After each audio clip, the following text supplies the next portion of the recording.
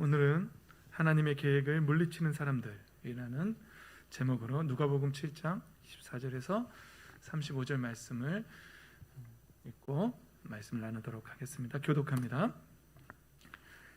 요한의 심부름꾼들이 떠난 뒤에 예수께서 요한에 대하여 무리에게 말씀하셨다. 너희는 무엇을 보려 광야에 나갔더냐? 바람에 흔들리는 갈대냐? 아니면 무엇을 보러 나갔더냐? 비단 옷을 입은 사람이냐? 화려한 옷을 입고 호사스럽게 사는 사람은 왕궁에 있다. 아니면 무엇을 보러 나갔더냐? 예언자를 보려고 나갔더냐? 그렇다. 내가 너에게 말한다. 그는 예언자보다 더 위대한 인물이다. 이 사람에 대하여 성경에 기록하기를 보아라, 내가 내 심부름꾼을 너보다 앞서 보낸다. 그가 내 앞에서 내 길을 닦을 것이다 하였다. 내가 너희에게 말한다. 여자가 낳은 사람 가운데서 침례자 요한보다 더 큰 인물이 없다. 그러나 하나님 나라에서는 가장 작은 자라도 요한보다 더 크다. 모든 백성과 심지어는 세례들까지도 요한의 설교를 듣고 그의 침례를 받았다. 이렇게 하여 그들은 하나님의 오르심을 드러냈다. 그러나 바리새파 사람들과 율법 학자들은 요한에게서 침례를 받지 않음으로써 자기들에 대한 하나님의 계획을 물리쳤다. 그러니 이 세대 사람을 무엇에 비길까? 그들은 무엇과 같은가? 그들은 마치 어린이들이 장터에 앉아서 서로 부르며 말하기를 우리가 너희에게 피리를 불어도 너희는 춤추지 않았고 우리가 애곡을 하여도 너희는 울지 않았다 하는 것과 같다. 침례자 요한이 와서 빵도 먹지 않고 포도주도 마시지 않으니 너희가 말하기를 그는 귀신이 들렸다 하고 인제는 와서 먹기도 하고 마시기도 하니 너희가 말하기를 보아라, 저 사람은 마구 먹어대는 자요 포도주를 마시는 자요 세리와 죄인의 친구다 한다. 그러나 지혜의 자녀들이 결국 지혜가 옳다는 것을 드러냈다. 아멘. 할렐루야. 오늘도 예수 그리스도의 생명의 빛으로 충만하시기를, 그 빛을 받아 누리시기를 예수님의 이름으로 축복합니다. 아멘. 저는 주중에 누가복음을 읽으면서 이 말씀 하나가, 누가복음을 읽다가 이 말씀 하나가 제 마음에 박혔어요. 그러나 바리새파 사람들과 율법 학자들은 요한에게서 침례를 받지 않음으로써 자기들에 대한 하나님의 계획을 물리쳤다라고 그렇게 말씀하고 있습니다. 여러분, 많은 사람들이, 바리새인들이나 서기관들이나 율법학자들은 하나님께서 저들이 보기는 보아도 보지 못하고 듣기는 들어도 깨닫지 못할 것이고, 그리고 그들이 그렇게 하는 것은 그들이 나에게 와서 고침을 받을까, 내가 그래서 그들이 깨닫지 못하게 한다라고 이런 말씀들 때문에 그 예정론, 잘못된 예정론 때문에 구원받을 사람들이 예정되어 있고 구원받지 않을 사람들이 예정되어 있다라는 그런 착각을 하기도 합니다. 그러나 성경 말씀은 분명하게 말합니다. 바리새인들도 하나님께서 베푸신 구원의 계획, 하나님께서 세워놓으신 구원의 계획을 자기들 스스로가 물리쳤다라고, 거절했다라고 성경은 분명하게 말하고 있습니다. 그러니 여러분, 이 세상에 나는 하나님께서 내게 은혜를 주지 않아서 내가 구원받지 못했다, 하나님께서 내가 죄악을 물리칠 수 있는 능력을 나에게 주시지 않았기 때문에 내가 이 죄를 짓는 것이다 라고 핑계할 수 있는 사람은 아무도 없습니다. 모든 사람은 자기 스스로가 선택하는 것이고 자기 스스로가 하나님의 계획을 거절하는 것입니다. 여기에 계신 많은 사람들도 어쩌면 하나님의 계획에, 하나님의 구원 계획을 받아들인 사람들이 있는가 하면 하나님의 구원 계획을 스스로 물리치고 그냥 부모 때문에 나와 있는 사람, 친구 때문에 나와 있는 사람, 그런 사람들이 있을 수도 있어요. 그러나 제가 바라기는 여기 계신 모든 분들이 그냥 어떤 조건 때문에 나와 계신 분들이 아니라 하나님의 계획을, 구원 계획을 진심으로 마음으로 받아들이는 그런 사람들이 되시기를 예수님의 이름으로 축복합니다. 아멘. 아멘. 하나님께서는 우리에게 구원의 계획을 갖고 계셨습니다. 아담과 하와가 범죄한 바로 그 직후에도 하나님은 이런 말씀을, 창세기 3장 15절 이런 말씀을 하십니다. 내가 너로 여자와 원수가 되게 하고 너의 자손을 여자의 자손과 원수가 되게 하겠다. 여자의 자손은 너의 머리를 상하게 하고 너는 여자의 자손의 발꿈치를 상하게 할 것이다. 동의야? 앞에서 그러고 있으면 안 돼요? 알았죠? 목사님이 해줄까? 아니지? 목사님이 막 별로 이렇게 해줄 수 있어? 하지 마세요. 말씀에 집중하세요. 물론 어린아이라서 힘들 수 있지만 그래도 집중해야 돼요. 지금 이 순간 동의가 하나님 말씀을 거절할 수 있어요. 거부할 수 있다고요. 하나님 말씀이 선포되는데 이 예배를 거부할 수 있다고요. 하나님의 구원 계획을 거부할 수 있다고. 여러분 모두가 지금 설교 말씀이나 이 예배 가운데 우리가 예배자로 나아갈 수도 있고 하나님 거절할 수 있어요. 물리칠 수 있다고요. 우리에겐 모두가 자유의지가 있기 때문에 그렇습니다. 예배 잘 들으시기 바랍니다. 여자의 자손이라고 말합니다. 여자의 자손이 아닌 사람이 있나요? 여자에게서 태어나지 않은 사람이 있나요? 그런데 왜 성경은 여자의 자손이라고 말할까요? 이 말씀은 하나님께서 이미 인간이 범죄했을 때부터 하나님의 아들을 여자의 자손으로 이 땅에 여자의 몸을 통해서 보내시겠다는 계획을 이제 선포하신 겁니다. 여자의 자손에. 그리고 그 자손이 뱀의 원수가 되고 여자의 자손은 뱀의 머리를 상하게 할 것이라고. 뱀의 머리는 무엇입니까? 뱀은 무엇을 상징합니까? 사탄의 권세입니다. 여자의 자손으로 예언되어 있는 예수 그리스도께서 이 땅에 오셔서 사탄의 권세를, 그 머리를 밟을 거라고 그렇게 성경은 예언하고 있습니다. 하나님은 이미 우리를 구원하실 계획을 갖고 계신 것입니다. 우리를 향해, 저와 여러분 한 사람 한 사람을 향한 하나님의 구원 계획이 있습니다. 그 구원 계획대로 우리는 구원받고 있는 줄 믿습니다. 아멘. 여러분 성경에는요 많은 예수 그리스도를 예표하는 내용들이 정말 너무너무 많이 나와 있습니다. 그 외에도 이 말씀 다음에도 하나님은 아담과 하와에게 짐승을 잡아서 가죽옷을 입혀주십니다. 왜냐하면 부모님들이 범죄한 것을 깨닫고 부끄러워하기 때문에. 여러분 그 가죽옷 한 짐승을 죽여서 입힙니다. 그래서 많은 학자들이 원시복음이라고 하면서 그 가죽옷이 예수 그리스도를 예표한다고, 그 짐승이 예수 그리스도를 예표한다고 그렇게 말하고 있습니다. 그리고 가인과 아벨의 제사에서 아벨의 어린 양. 여러분 아벨은 우리가 아벨도 한 선지자, 먼저 알고 있는 사람의 한 사람으로서 아벨은 영적으로 깨어 있었어요. 그리고 어린 양의 희생 제사가 꼭 필요하다는 것을 아벨은 깨달았어요. 그래서 자기가 키우는 어린 양 중에서 한 마리를 잡아서 하나님 앞에 제사로 번제로 드렸습니다. 태워드렸습니다. 양의 기름을. 여러분 아벨의 어린 양이 무엇을 예표하고 있다고 생각되십니까? 어린 양을 예수 그리스도, 하나님의 어린 양, 세상 죄를 지고 가는 하나님의 어린 양이신 예수 그리스도를 예표하고 있습니다. 우리가 많이 읽었던 에녹. 여러분 에녹은 300년 동안 하나님과 동행하다가 356세에 이제 죽음을 맛보지 않고 하늘나라로 들려 올라갔다라고 성경은 기록하고 있습니다.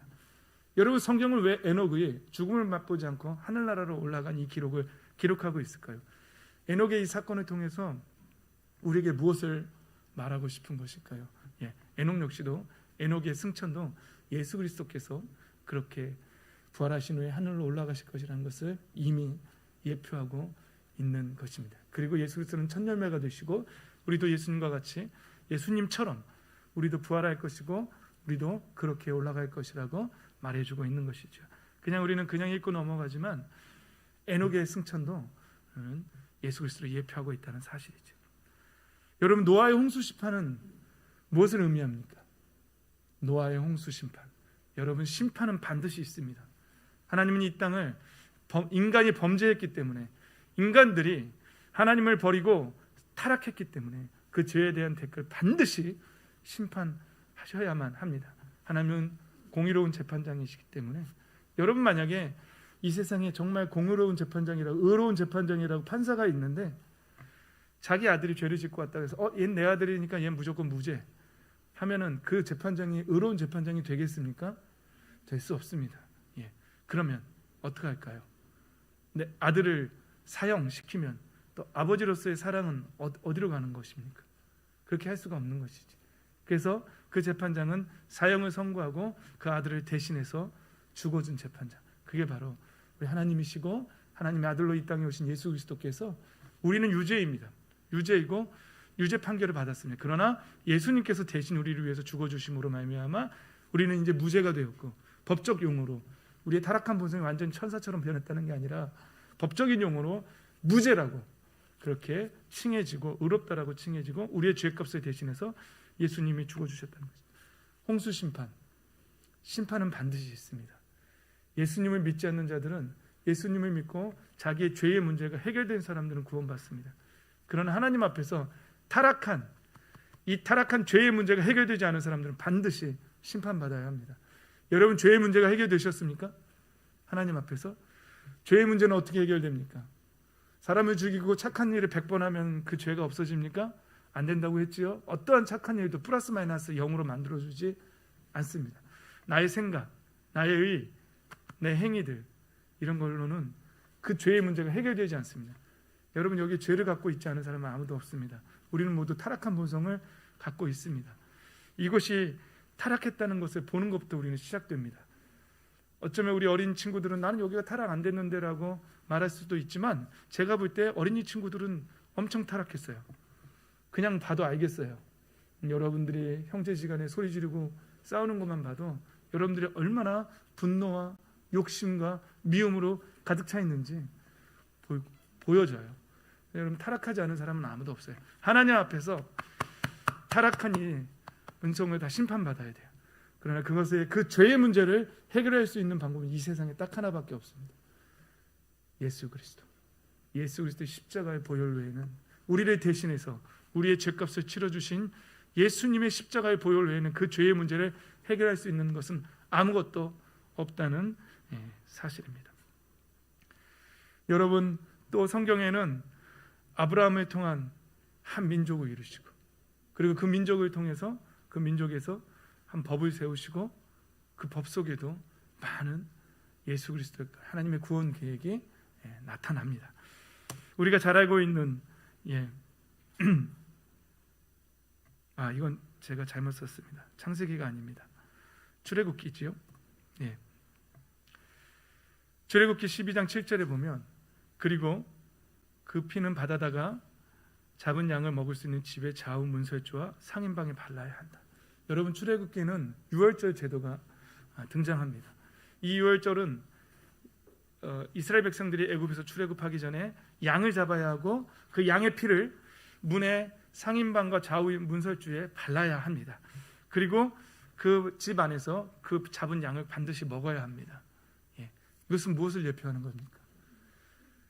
그 양은 바로 우리를 대신해서 죽어주시는 예수 그리스도. 그래서 예수님이 성찬식을 성찬 예식을 예수님께서 제정하시면서 내 피를 마시고 내 살을 먹으라고 그렇게 말씀하시는 거예요. 교회에 나오지만 예수 그리스도의 피를 먹고 예수 그리스도의 몸을 먹은 사람이 있어요. 그건 정말로 진심으로 예수님을 믿고 마음의 문을 열고 예수님을 영접하고 자기의 죄의 문제가 해결된 사람이에요. 예수 그리스도와 성령 하나님과 연합된 사람들이, 그게 예수님의 피를 마시고 살을 먹은 사람이에요. 그러나 교회는 다니지만 예수님하고 전혀 상관없는 사람들이 있습니다. 저 여러분 모두 예수님과 상관이 있는 사람들이기를 예수님의 이름으로 간절히 소망합니다. 아멘. 그렇습니다. 하나님의 구원 계획, 한 민족을 선택하고 그 민족을 통해서 유월절이라는 제도를 법적으로 제정하시면서 이스라엘 민족은 이제 해마다 이 유월절을 지켜야 돼요. 그리고 이 유월절 때 어린 양을 잡아서 꼭 그 피를, 어린 양 고기를 먹어야 하는 것이죠. 이 역시도 하나님의 구원 계획을 우리가 이 말씀을 통해서 알 수 있는 예표, 예수 그리스도를 예표하는 그런 말씀들이죠. 여러분, 또 있죠. 주님께서, 내 주님께 한번 읽어볼까요? 시편 110편 있죠. 이건 다윗의 시입니다. 시작. 주님께서 내 주님께 말씀하시기를, 내가 너의 원수들을 너의 발판이 되게 하기까지 너는 내 오른쪽에 앉아 있어라 하셨습니다. 여러분, 이건 다윗의 시입니다. 이 시편 말씀을 예수님께서 인용하셨죠. 마태복음 22장 44절에 보면 이 말씀을 인용하면서 45절에 다윗이 그리스도를 주라 불렀는데 어떻게 그리스도가 그의 자손이 되겠느냐. 이 말씀 전에 이렇게 예수님이 질문하시죠. 메시아가, 그리스도가 누구의 자손으로 너희들이 알고 있느냐, 누구의 자손으로 온다고 알고 있느냐. 다윗의 자손입니다 라고 대답하죠. 그런데 다윗은 주님께서 내 주님께, 여기서 말하는 주님은 하나님이시고요, 내 주님은 예수님이십니다. 그리스도입니다. 말씀하시기를, 내가 내 원수들을 너의 발판이 되게 하기까지 너는 내 오른쪽에 앉아 있어라 하신 예수님께서 사람들에게 질문하죠. 다윗의 자손인데 다윗이 왜 그 자손에게 주라고 불렀냐는 거죠. 그랬더니 그 뒤로 아무도 예수님께 질문할 수 없었다라고 성경은 말하고 있습니다. 여러분, 다윗도 아브라함, 아까 말했던 아브라함, 또 출애굽. 여러분, 아브라함은 우리가 추정하기를 BC 2000년대 사람으로 추정하고 있고요.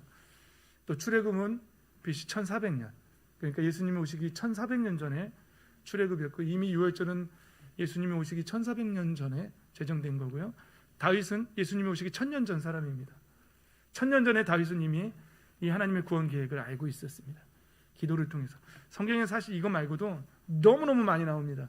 예수 그리스도를 통한 하나님의 구원 계획에 대해서 예수 그리스도를 예표하는 말씀은 너무너무 많이, 제가 여러분들이 그냥 알만한 것들만 꺼낸 거예요. 뭐 에스겔, 예레미야, 모든 선지자들을 통해서 하나님은 그 구원 계획을 말씀하셨어요. 그 다음에 우리가 또 알 수 있는 것은 이사야 선지자죠. 이사야 선지자는 예수님 오시기 전에 700년 전 사람입니다. 그러니까 출애굽은 1400년 전이고 예수님 오시기 1400년 전이고 다윗은 1000년 전이고 이사야는 700년 전이에요. 예수님 오시기 전. 그 이후에도 엄청나게 많은 하나님의 구원 계획이 구약 성경에는 기록되어 있습니다. 이사야 9장 6절 한번 읽어볼까요? 시작. 한 아기가 우리를 위해 태어났다. 우리가 한 아들을 모셨다. 그는 우리의 통치자가 될 것이다. 그의 이름은 놀라우신 좋은 자, 전능하신 하나님, 영존하시는 아버지, 평화의 왕이라고 불릴 것이다. 아멘. 여러분, 설명 안 해도 알겠죠? 여기서 말하는 한 아기가 누구입니까? 한 아들을 우리가 모셨다고 하는데 한 아들은 누구입니까? 예수 그리스도이십니다. 하나님의 구원 계획은 선명하게 이렇게 구약 성경에 기록되어 있는 것이죠. 이어서 이사야 53장 5절도 한번 읽어볼까요? 5절 6절 시작. 그러나 그가 찔린 것은 우리의 허물 때문이고 그가 상처를 받은 것은 우리의 악함 때문이다. 그가 징계를 받음으로써 우리가 평안을 누리고 그가 매를 맞음으로써 우리의 병이 나았다.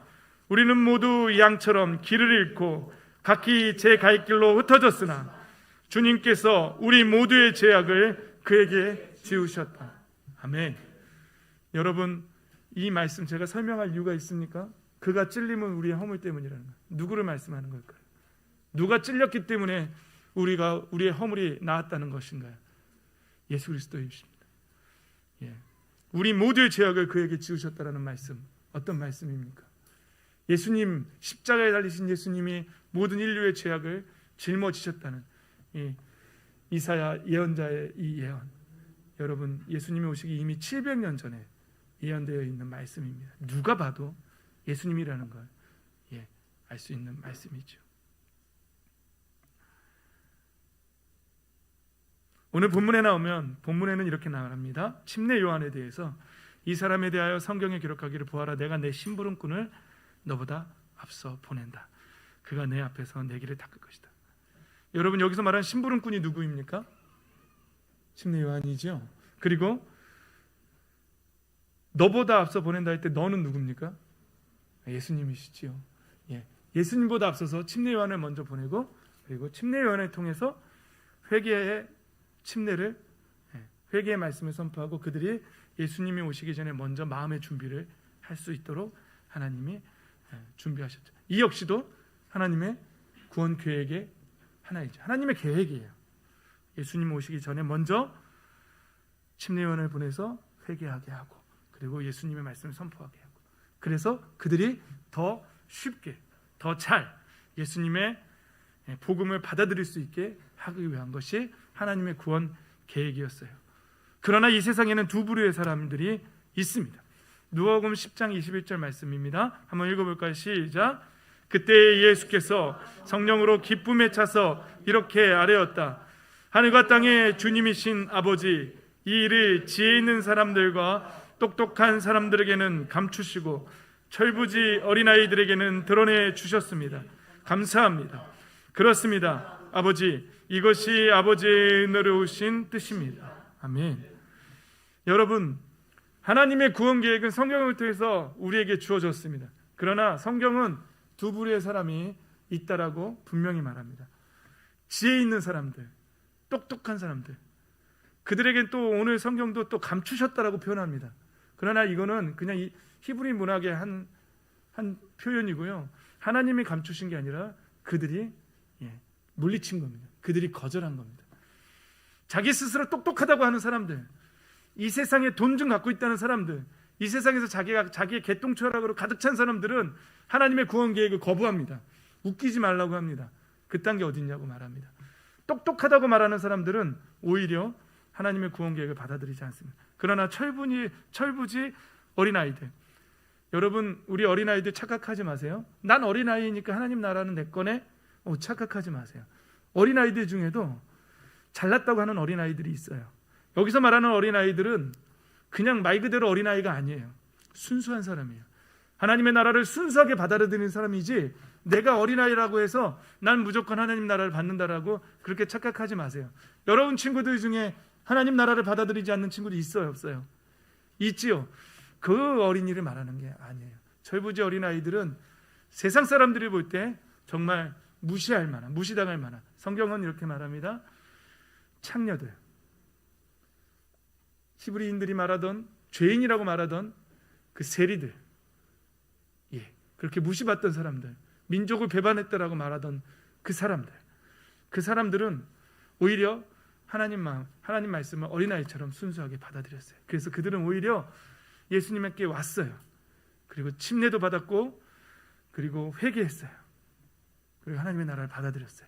그래서 성경은 그들을 아주 순수한 사람들, 철부지 어린아이와 같은 사람들, 이 세상 사람들이 볼 때는 가진 것 없고 정말 연약한 사람들이지만 그들은 하나님의 나라를 받아들였다는 거예요. 그러나 잘났다고 하는 사람들은 받아들이지 않았다는 것입니다. 그래서 예수님께서 감사하다고, 그 철부지 어린아이들이 하나님의 나라를 받게 해주셔서 감사하다고, 이것이 하나님의 뜻이라는 것이 아니라, 여러분 말씀을 잘 보셔야 돼요. 하나님이 그렇게 하셨다는 게 아니라 하나님의 뜻은 그렇게 순수하게 회개함으로, 정직하게 자기의 죄를 인정하고 자기의 죄의 문제를 해결할 수 있는 방법은 오직 예수님밖에 없다는 사실을 인정하고 그렇게 나아간 사람들이 구원받는 것이 맞습니다. 그게 하나님의 뜻입니다 라고 예수님 말씀하시는 거예요. 여러분 잘 생각해 보십시오. 바리새인들, 하나님의 구원 계획을 물리친 바리새인들은 어떤 사람들입니까? 그들은 정말 종교적인 열심을 갖고 있던 사람들입니다. 그들이 어떤 사람들이냐면요, 이스라엘이 중간에 패망했던 적이 있습니다. 그렇죠? 북이스라엘은 아수르라는 나라에 멸망했고요, 남유다는 바벨론이라는 나라에 의해서 100년 정도의 차이는 있지만 726년, 586년, 100년이라는 그 정도의 시간 차이는 있지만 망했어요. 그때에 70년이라는 포로 생활을 하고 돌아왔을 때 많은 사람들이 왜 우리가 망했을까? 하나님의 선택받은, 하나님께서 선택하신, 하나님께 선택받은 이 나라가 왜 망했을까? 우리가 율법을 지키지 않았다. 그래서 그때부터 철저하게 율법을 지키고자 하는 사람들이 등장했어요. 그래서 그들은 이마에다가 율법을 붙이고 다녔고 손목에다 메고 다녔어요. 왜냐하면 성경이 그렇게 하라 그랬거든요.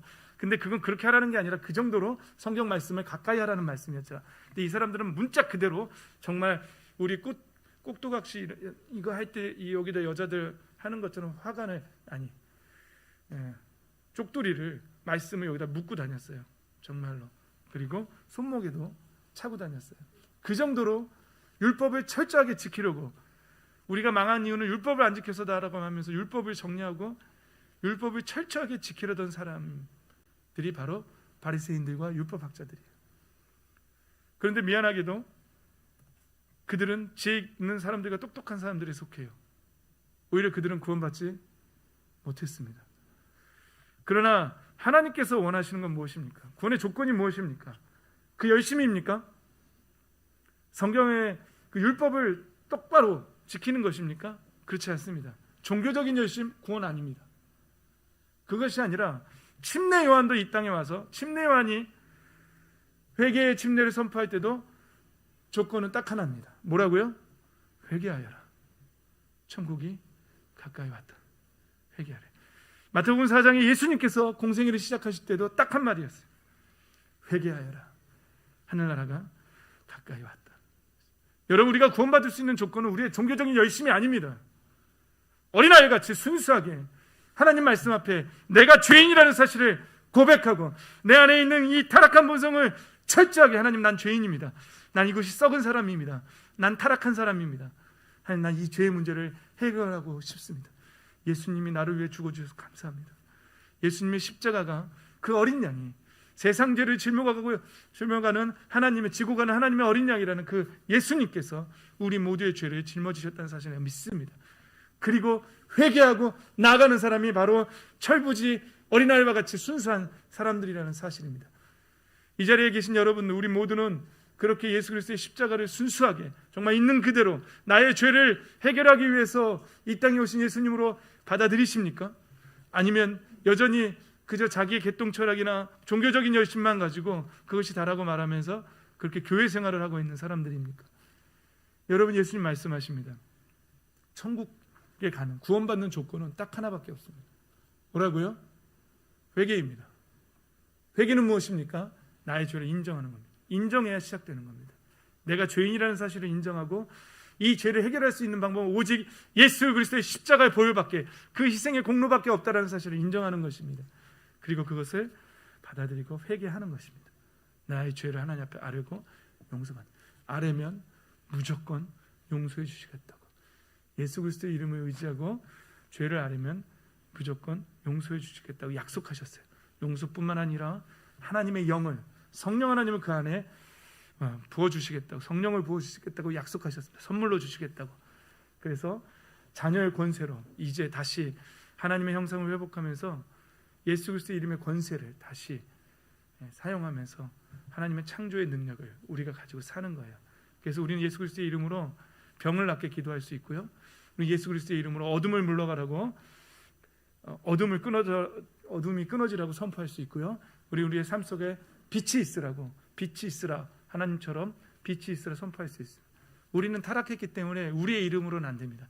그러나 이제 예수님께서 우리를 위해서 죽어주셨기 때문에 내 이름으로 구하라고, 다시 하라고, 내가 내 이름을 줄 테니 다시 그거 하라고. 여러분 삶 속에서 예수 그리스도의 이름의 권세를 사용하십시오.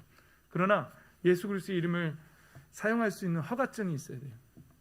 그게 바로 회개입니다. 하나님의 자녀가 되어야지 그 라이센스가 생기는 거예요. 그러나 그 라이센스 없이 아무리 예수 그리스도의 이름으로 선포해봐야 능력은 없습니다.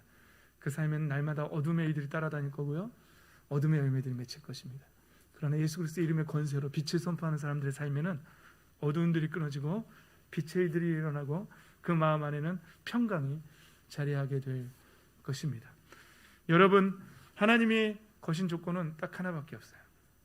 회개입니다. 회개. 말씀을 마무리하겠습니다. 우리는 이 땅에는 딱 두 부류의 사람밖에 없습니다. 예수 그리스도를 거부하는 사람들과 하나님의 구원 계획을 철저하게 무시하고 거부하는 사람들과 하나님의 구원 계획을 받아들이는 사람. 사실 오늘은 이 말씀을 듣기를 바라는 사람들이 이 자리에 앉아 있기를 바랬는데 그 사람들, 그분들이 많이 안 보이네요. 아쉽습니다. 그러나 말씀 선포됐으니 어찌하겠습니까? 저와 여러분은 모두 어린아이 같이 순수하게 우리의 죄의 문제를 예수 그리스도의 이름으로 회개하고 하나님의 자녀가 되어서 이제 예수 그리스도의 이름의 권세를 사용하며 빛의 자녀로 살아가는 인생을 살게 되시기를 예수님의 이름으로 축복합니다. 아멘. 아멘. 기도합시다.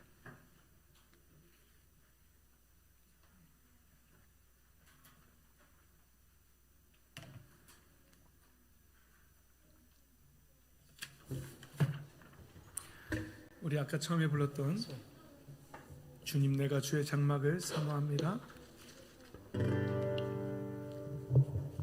찬양하면서 찬양하고 회개하도록 하겠습니다.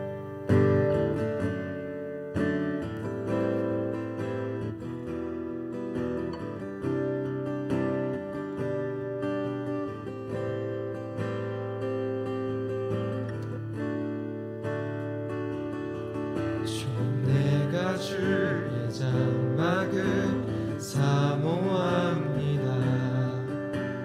오직 주의 임재를 갈망합니다.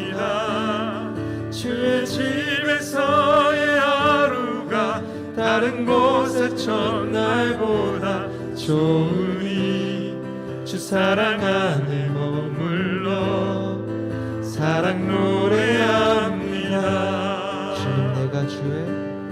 주님 내가 주의 자막을 사모합니다. 오직 주의 임재를 갈망합니다. 주의 집에서의 하루가 다른 곳의 첫날보다 좋으니 주 사랑 안에 머물러 사랑 노래합니다. 나의 평생에 단 한 가지 소원 주의 아름다우심 보며 사랑 노래하는 것 나의 왕 되신 주님의 얼굴 구하며 주 사랑 안에 머물러 사랑 노래합니다. 우리 하나님 앞에 기도하며 나아갑시다. 기도하며 나아갈 때 주님, 내가 주님을 사모합니다. 나는 하나님의 구원 계획을 물리치는 사람이 아니라 젊은 이제 어린아이들처럼 순수하게 하나님의 나라를 받습니다. 내가 마음의 문을 열고 예수 그리스도의 십자가와 하나님의 구원 계획을 내가 받아들입니다. 하나님, 내가 내 마음속에 있는 더러운 것들을 철저하게 순전하게 회개합니다. 하나님, 나의 죄의 문제를 해결하시고 나를 아버지의 자녀로 삼으시고 나를 구원하여 주십시오. 이 시간에 한번 기도하며 회개하며 결단하며 나아가도록 하겠습니다. 기도하겠습니다.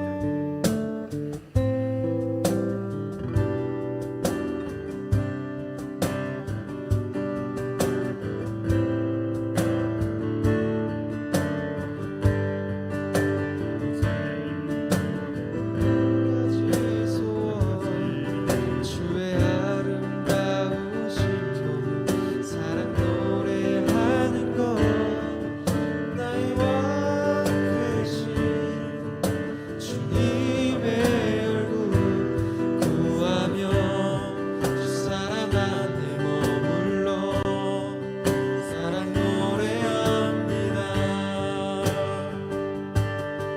나의 평생에 단 한 가지 소원 주의 아름다우심 보며 사랑 노래하는 것 나의 왕 되신 주님의 얼굴 구하며 주 사랑 안에 머물러 사랑 노래합니다.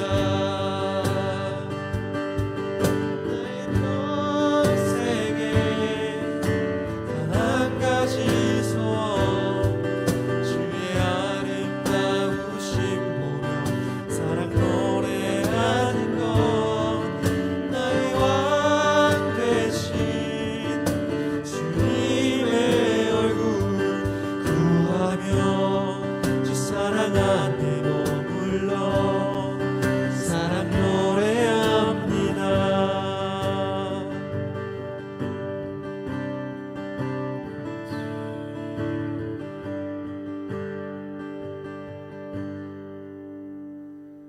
사랑의 하나님 아버지, 감사합니다. 아버지, 우리가 순진한 어린아이처럼 아버지의 나라를 받습니다. 우리의 죄의 문제를 아버지 앞에 정직하게 고백하며 회개합니다. 예수 그리스도의 보혈로 우리를 씻어주신 줄 믿습니다. 아버지 하나님, 이제 우리는 하나님의 자녀이고 아버지의 나라를 소유한 하나님의 백성인 줄 믿습니다. 이제 아버지 예수 그리스도의 이름의 권세를 사용하며 빛을 선포하며 살아가는 주의 복된 자녀들 되게 하여 주시옵소서. 아버지 하나님, 아버지의 나라를 거부하는 자들이 되지 말게 하시고 이 자리에 있는 모든 사람들이 아버지의 나라를 받아들이며 아버지의 구원 계획을, 하나님의 구원 계획을 물리치는 것이 아니라 순수하게 받아들이는 복된 구원의 백성들 되게 하여 주시옵소서. 감사드립니다. 오늘도 아버지 앞에 예물 드리는 손길이 있습니다. 아버지께서 이미 그들의 중심을 보신 줄 믿습니다. 아버지 하나님, 그들의 기도의 소원을 살피시고 아버지 하나님 그들의 인생이 복되게 하여 주시옵소서. 하늘의 문을 여시고 삶의 문을 열어 주시옵소서. 오늘도 반주자로, 지휘자로, 찬양 인도자로, 아버지 하나님 또 교회 청소로 여러 가지 몸의 헌신으로 헌신한 헌신자들이 있습니다. 아버지께서 이것도 다 보시고 받으신 줄 믿습니다. 동일한 은혜로 채워 주시옵소서. 감사드리며 예수님의 이름으로 축복하며 기도하옵나이다. 아멘. 우리 이제 다 일어나서 파송의 찬양 부르고 주기도문하고 축도함으로 예배를 마치도록 하겠습니다.